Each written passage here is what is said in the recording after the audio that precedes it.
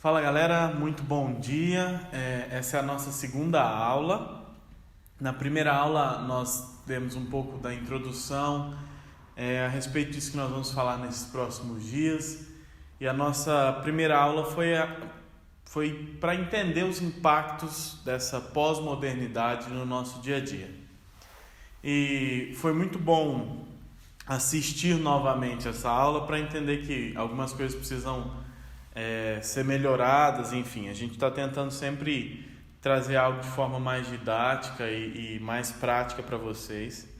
E a gente, voltando um pouquinho na primeira aula, a gente precisa entender o que é que nós estamos falando nesses dias. E na nossa primeira aula nós falamos a respeito da pós-modernidade e todas as vieses, todos os pensamentos ideológicos que nós somos atingidos e a forma como essa modernidade fala tanto com a gente e acaba impactando o nosso dia a dia, acaba impactando aquilo que a gente acredita, as nossas crenças, enfim. E nós terminamos a aula falando a respeito de que nós deveríamos questionar primeiro as verdades que vinham de fora antes de substituí-las por verdades que são eternas, porque a gente entende que as verdades que o modernismo traz e relativizar todas as coisas são verdades que, ainda que tenham seu valor, elas são temporais. E nós, no Evangelho de Cristo, na vida que Cristo nos ensinou a ter, nós recebemos verdades eternas. E por isso nós devemos então olhar para todas as coisas a partir desse foco de verdades eternas. Então nós começamos a primeira aula falando a respeito do pós-modernismo, do impacto disso na nossa intelectualidade, na nossa religião, enfim, na nossa forma social de ver as coisas. E hoje nós vamos falar um pouco mais sobre como nos posicionar, como trazer essas nossas verdades eternas para o nosso dia a dia. E aí nós falamos na primeira aula que a ética é quando a teologia entra na nossa prática. É quando aquilo que a gente crê, aquilo que faz o nosso coração vem à tona na nossa prática. E aí hoje nós vamos falar exatamente sobre isso, como nós lidamos com a pressão da turma, daqueles que estão em volta de nós, quando nós nos posicionamos fortemente com base naquilo que a gente acredita. E nós vamos usar como texto base hoje Daniel, e nós vamos usar dois textos base. Primeiro é Daniel 1:8 e depois Daniel 3, de 5 a 7, para falar a respeito dessa decisão firme de Daniel em se posicionar, em colocar suas ideias à mostra, em pôr o time para jogo e ir com tudo para cima daquilo que ele estava vendo. Nós nos lembramos que Daniel era um cara que foi levado como escravo para uma terra desconhecida, que o povo servia a um Deus desconhecido, e pior do que isso, o povo servia a um Deus que era averso, que era contrário, ou todo o povo, ou principalmente o rei, era contrário a toda forma de religião que Daniel tinha. E quando nós pensamos no nosso dia a dia, nós temos que imaginar o que nós fazemos então para poder nos posicionar e fazer com que nós tenhamos a nossa posição bem clara a respeito das nossas ideias e a respeito daquilo que nós temos crido como verdade. E aí nós devemos olhar para Daniel agora nessa visão de alguém que se decidiu, alguém que se posicionou. Porque é bem verdade que nós, quando olhamos para o todo e olhamos para essas coisas que nós carregamos, nós temos uma certa dificuldade, talvez, de traduzir como que aquilo que a gente crê, aquilo que a gente recebeu, vai carregar para fora, vai transformar, vai traduzir para as pessoas aquilo que nós cremos. Nós já ouvimos muita gente, nós somos jovens, eu já ouvi muitos jovens, e nós sabemos da dificuldade que é da turma se posicionar, e essa dificuldade é comum a todos nós, não é nada pontual seu. Então, se alguém aí está preocupado porque não sabe como se posicionar, tranquilize-se. E nós vamos olhar para Daniel como alguém que se posicionou. E Daniel só se posicionou porque ele confiava profundamente na soberania de Deus. E sabia que ele estava executando através daquela situação o propósito dele para a vida dele. E aí, é muito engraçado que Deus então usou da vida de Daniel, e disso que nós vamos ver aqui, para executar o propósito dele. E quando eu disse na primeira aula que Deus não tinha compromisso com o nosso conforto, era exatamente sobre isso que eu estava falando. Vamos ler então em Daniel, capítulo 1, versículo 8, diz assim: Contudo, Daniel decidiu-se não se tornar impuro com a comida e com o vinho do rei. Pediu ao chefe dos oficiais permissão para abster-se deles. E Deus, esse é o versículo 9 já, fez com que o homem fosse bondoso para com Daniel e tivesse simpatia por ele. Bom, o versículo 8, em outras versões, diz: decidiu Daniel fortemente ou firmemente não se tornar impuro ou não se contaminar com as iguarias do rei. Daniel, contudo, decidiu. Esse é o início do nosso versículo, e talvez essa seja a chave que nós devemos levar para que nós tenhamos forte decisão a respeito daquilo que a gente pensa e a respeito daquilo que a gente carrega, que nós cremos ser o Evangelho de Deus para o nosso tempo. Então Daniel partiu de uma decisão pessoal sua a respeito daquilo que ele cria e a respeito daquilo que ele recebeu na sua casa, recebeu na sua cultura, na sua tradição judaica. E Daniel foi para ali com seus amigos e entendeu que tudo que estava acontecendo ali era um propósito de Deus para transformar ou para traduzir as virtudes de Deus para aquele lugar e transformar aquele lugar a partir daquilo que estava sendo traduzido. Bom, o outro versículo que nós vamos ler é Daniel 3, versículos de 5 a 7, que diz: Quando ouviram o som da trombeta, do pífaro, da cítara, da harpa, do saltério, da flauta dupla e de toda espécie de música, prostrem-se em terra e adorem a imagem de ouro que o rei Nabucodonosor ergueu. Quem não se prostrar em terra e não adorá-la, será imediatamente atirado numa fornalha em chamas.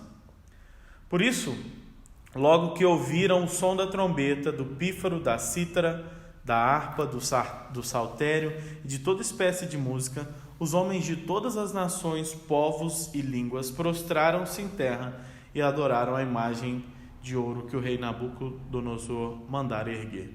Bom, todos os homens, exceto Daniel e seus amigos, prostraram-se aqui. E a firme decisão de Daniel em não se contaminar com as iguarias do rei não era apenas sobre comida ou bebida, mas era a respeito de todo o contexto que ele tinha ali.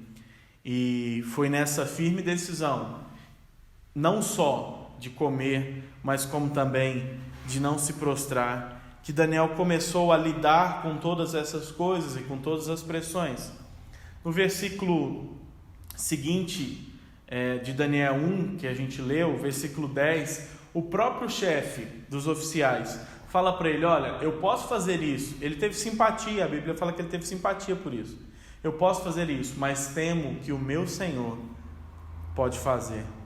Então, há 25 séculos atrás, Daniel e seus 3 amigos estavam em uma nação completamente idólatra, diante de um rei egocêntrico, que mandou erguer para si uma estátua e que todos ali se prostrassem. E logo que Daniel se posicionou para não adorar, e seus amigos para não adorar, o rei Daniel sabia que o rei logo chamaria a vê-lo. E aí a Bíblia fala que alguns dos astrólogos, dos sábios do rei, viram essa reação de Daniel e logo contaram ao rei. Daniel foi levado então diante do rei. Mas esse contexto da história vocês até conhecem, sabem que eles foram lançados na fornalha de fogo, enfim. Nós não vamos avançar muito nisso, mas o primeiro ponto que nós vamos falar é sobre lidar com o medo da rejeição. Eu vou falar a respeito desses 2 primeiros pontos e no final deles eu vou trazer um contexto bem prático e talvez uma visão mais analítica da gente para entender o que isso tem raiz em nós. Uma das dificuldades que a juventude tem na hora de marcar a sua posição, de deixar a sua marca, de, enfim, fazer aquilo que acredita, é, sem dúvida nenhuma, lidar com a pressão da turma. A grande pergunta talvez, será que se eu for contra a corrente, eu não vou ficar sozinho, isolado do grupo, meus amigos continuarão querendo ser meus amigos, enfim. Será que eu vou ter companhia ainda? Será que esse medo todo vai ser verdade? Será que tudo isso que eu imagino vai realmente vir à tona? Que todas as pessoas me deixem? Que toda a pressão que eu estou recebendo agora, será que tudo isso não vai vir à tona e realmente tornar-se verdade? O medo, na verdade, só esconde uma verdade ou uma realidade que a gente imagina. Então, quando a gente tem medo de ser rejeitado, a gente justamente está expondo o medo de estar isolado. E Daniel e seus 3 amigos são exemplo disso. Eles estavam até com medo, e é muito provável que eles tenham sentido isso, mas eles não se deixaram dominar. Todo mundo sabia que aquele rei era um rei que se posicionava firmemente e que a mão do rei era muito pesada no sentido de puni-los. Mas Daniel e seus amigos são exemplos para nós de dedicação e obediência para fazer tudo aquilo que nós precisamos fazer, no sentido de nos posicionar e determinar a servir a Deus independente das consequências. Eles não desistiram, eles sabiam da pressão que vinha da sociedade. Eles sabiam que aquilo ali poderia sacrificar a vida deles, poderia lhe custar a vida. E ainda assim eles permaneceram firmes, porque eles tinham um propósito claro nas suas vidas. Daniel, muito provavelmente, se recusou a comer a comida do rei, porque sabia que ela era sacrificada aos ídolos, e porque provavelmente ela era impura ou proibida lá em Levítico 11. A comida não era preparada conforme o costume de Daniel, e talvez por isso ele quis garantir que tanto o seu físico como também a sua pureza espiritual estivessem íntegras, porque elas eram importantes e são importantes até hoje para nós no nosso relacionamento com Deus. Outro ponto importante que nós podemos notar a respeito do posicionamento de Daniel é que Deus concedeu a Daniel misericórdia. Deus fez com que ele achasse compreensão ou simpatia da parte do chefe dos eunucos. E por isso eu li o versículo 9. O versículo 9 diz que Daniel, o chefe dos oficiais, ou chefe dos eunucos, teve para com ele simpatia, ou seja, ele teve compreensão, e certamente isso foi algo gerado no coração daquele homem a partir daquilo que Deus fez na vida de Daniel.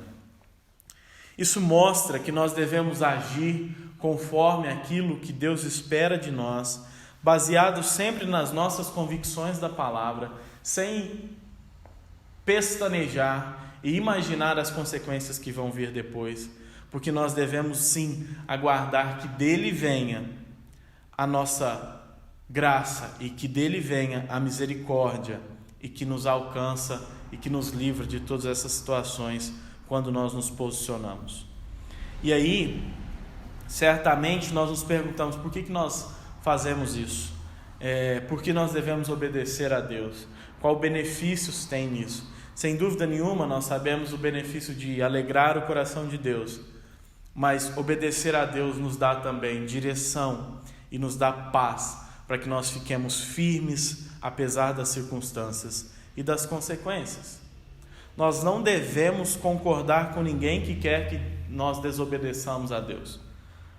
Na nossa primeira preocupação, a nossa prioridade em tudo deve ser nos separar para Deus e não nos separarmos de Deus. A nossa preocupação deve ser nos separar para Deus, estarmos completamente santificados a Ele, que é o sinônimo dessa palavra. E isso tudo vai trazer para nós a revelação de quem Deus é, vai trazer para nós a revelação daquilo que Deus vai fazer em nós. E mais do que isso, vai trazer a revelação do propósito de Deus para nós.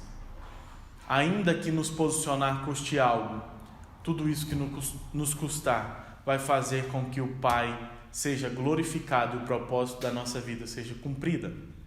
E aí a primeira pergunta desse primeiro ponto que eu quero fazer para você é: você tem um propósito claro na sua vida? Esse seu propósito te impulsiona a viver pelo Senhor? Esse seu propósito de vida te leva a querer viver e enfrentar qualquer dificuldade para honrar a Deus?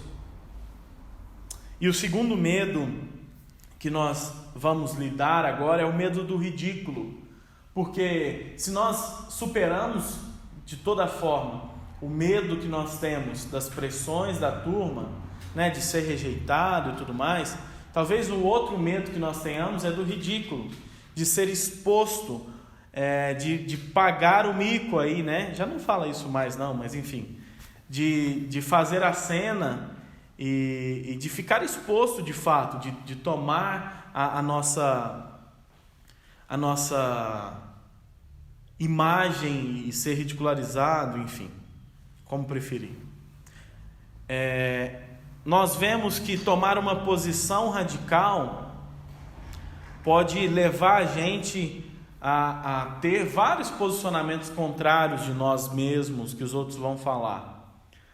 Nós talvez tenhamos medo de alguém pensar isso ou aquilo quando a gente disser: bom, eu não faço isso, eu não concordo com aquilo, eu não vivo esse princípio, eu não acredito nisso ou naquilo, eu não pratico isso ou aquilo, eu me resguardo assim ou assado.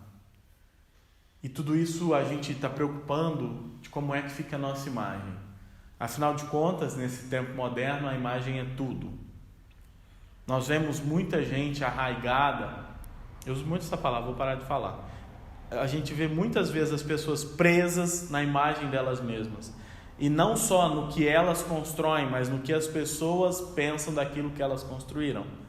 E Daniel, por 70 anos, serviu em um país estrangeiro que era completamente avesso a Deus e não estava preocupado em ser ridículo ou não, desde que não comprometesse a sua fé.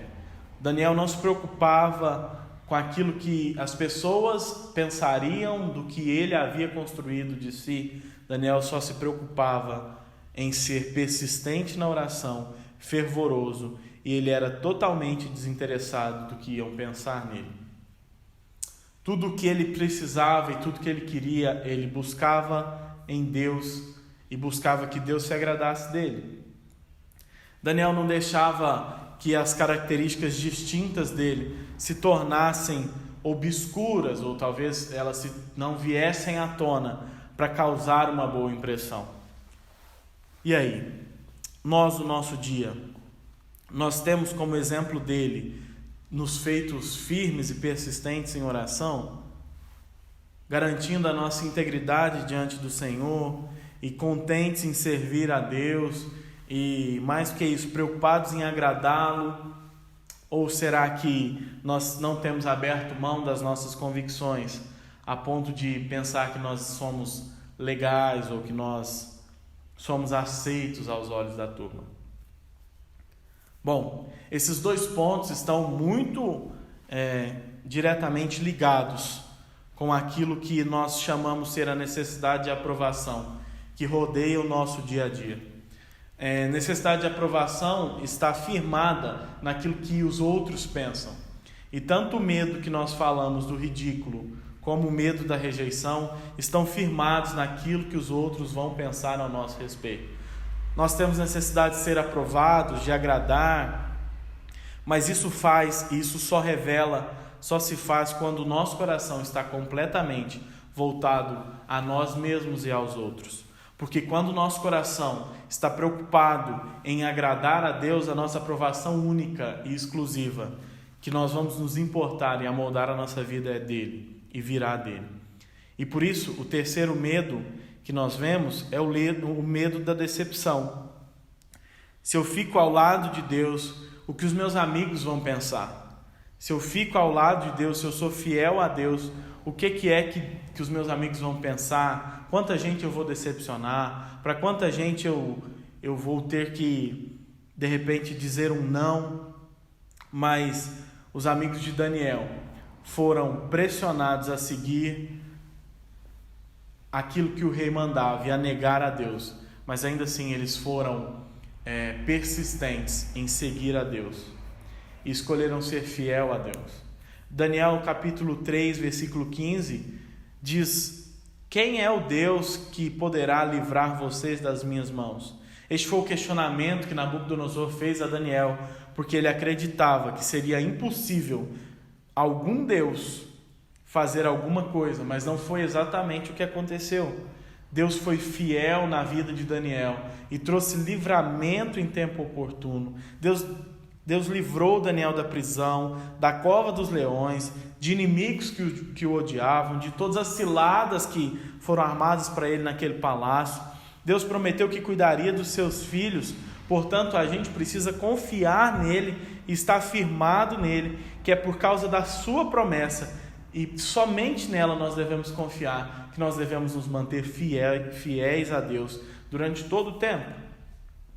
É importante a gente notar que a nossa conduta deve ser de obediência a Deus em todo o nosso tempo, sem nos importar com as consequências. E aí, em Daniel, no capítulo 3 ainda, versículo 17 e 18, traz a confissão de alguém que está muito firme em Deus, após dizer que ninguém poderia livrá-los da mão do próprio rei. Eles disseram: se o nosso Deus, a quem servimos, quer nos livrar, ele nos livrará da fornalha. Se não, fique sabendo, ó rei, que não servimos aos teus deuses. A gente sabe e muitas vezes a gente até se questiona que muitas pessoas são perseguidas e até mortas pela fé. E aí a gente precisa se questionar se a nossa fé está preparada para proferir todos os nãos que são necessários.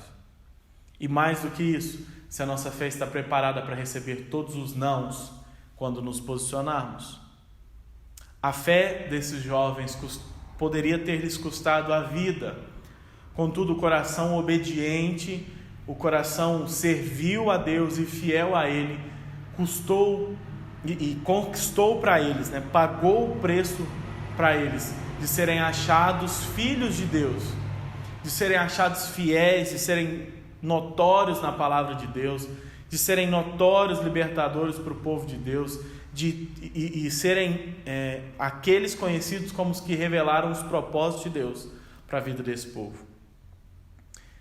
E bom, a gente precisa, em primeiro lugar, entender que os nossos verdadeiros amigos vão nos aceitar da forma que nós somos, não fazendo nenhum tipo de exigência para a gente participar do grupo deles. Outro fato é que a gente pode manifestar a nossa opinião sobre qualquer assunto e a nossa posição deve ser assumida com segurança, sabedoria e ousadia, porque essas são as qualidades que nós vemos em Daniel e nós sabemos em tudo isso que isso revela a convicção e a firmeza que nós temos em Deus, na fé que nós temos no Deus que tudo faz.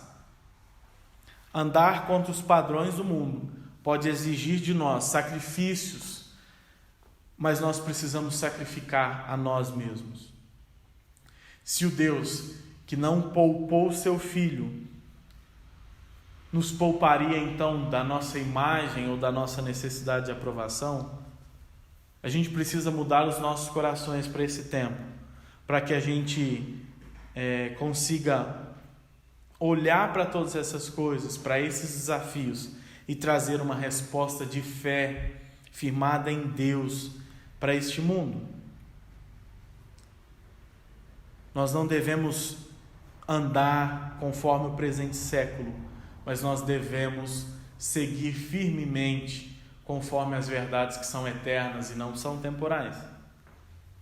A Bíblia diz a respeito de Demas, em 2 Coríntios 4:10, que fala que Demas deixou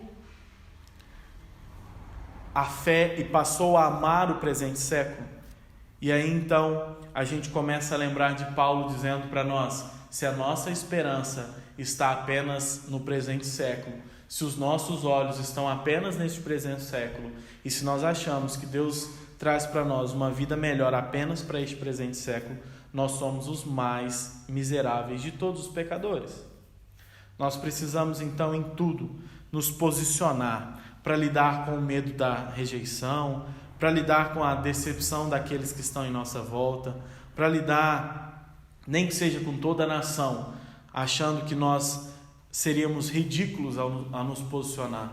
Que Deus nos dê ousadia, sabedoria para lidar com todos esses questionamentos que a gente às vezes recebe, mas que a gente tenha maturidade para esses dias, para andar em distinção da forma como Deus escolheu que nós andássemos. Deus abençoe o seu domingo, Deus abençoe a sua vida, e que em nome de Jesus tudo isso não seja só o seu alimento, mas seja a provocação para que você, olhando para essas questões e essas histórias que foram levantadas na Bíblia e esses princípios, possam em tudo ser promovido, possam em tudo ser levado para um lugar de maturidade, onde a nossa fé revela propósitos do próprio Deus para nós e para essa geração. Deus abençoe.